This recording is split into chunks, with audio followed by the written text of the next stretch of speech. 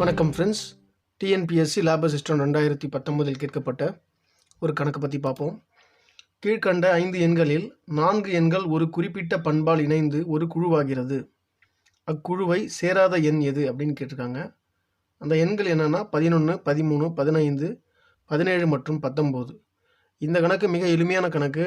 நிறைய பேர் பார்த்த உடனே ஆன்சர் பண்ணிடுவாங்க. ரொம்ப சிம்பிளான பேசிக்கான கணக்கு தான்.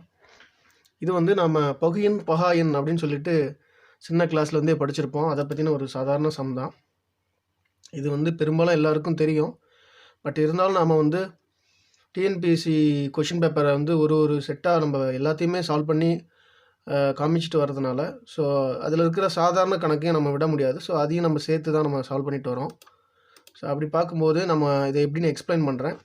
இப்போ 11 எடுத்துக்கிட்டிங்கன்னா 11 நம்ம 1ஆல் வகுக்கலாம், அதை விட்டால் 11ஆல் வகுக்கலாம். நீங்கள் எந்த ஒரு எண்ணுமே எடுத்துக்கிட்டிங்கன்னா கூட அது பகு எண்ணோ பகா எண்ணோ இருக்கிற அத்தனை எண்களுமே 1ஆல் வகுப்படும். அதே போல் அதே எண்ணாலையும் வகுப்படும். இது எல்லா எண்களுக்குமே பொருந்தும். அதே போல் இப்போ 13 எடுத்துக்கோங்க. 1ஆலையும் வகுப்படும், 13ஆலையும் வகுப்படும். ஆனால் வேறு எந்த எண்ணாலும் வகுப்படாது. ஆனால் 15 எடுத்து பாருங்கள்.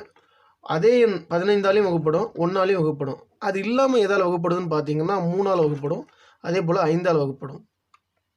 இப்போ இதை நம்ம என்ன சொல்கிறோம், பகு எண் அப்படிங்கிறோம். பகு எண்ணுன்னா பகுக்க முடியும்னு அர்த்தம். இங்கே 15 நம்ம எப்படி பகுக்கிறோம், 3 5ஆக பகுக்கலாம். அப்படி விட்டிங்கன்னா 5 3ஆக பகுக்கலாம்.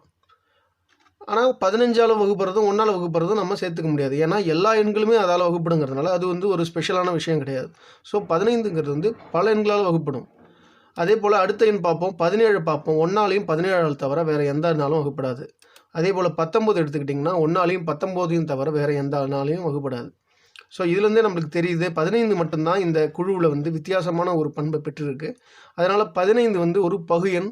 மற்ற 4 எண்களும் பகா எண் அப்படின்னு நம்மளுக்கு தெரியுது. ஸோ நம்ம இது என்னென்னு பகா எண் என்றது என்னென்னு பார்த்தீங்கன்னா 1ஆலும் அதே எண்ணால் மட்டும் வகுப்படும் எண் தான் பகா எண். இங்கே பகா என்பதை நான் மிஸ் பண்ணிட்டேன், மன்னிச்சுக்கோங்க. அதே போல் ரெண்டாவது பகு எண் எடுத்துக்கிட்டிங்கன்னா 1ஆலும் அதே எண்ணாலும் மற்ற எண்களாலும் வகுப்படும் எண் பகு எண் அப்படின்னு சொல்லலாம். ஸோ இதுக்கான answer option B 15. Thank you for வாட்சிங். மறக்காமல் நம்ம சேனலுக்கு சப்ஸ்கிரைப் பண்ணுங்கள். கூடவே பெல் பட்டனையும் ப்ரெஸ் பண்ணுங்கள். நன்றி.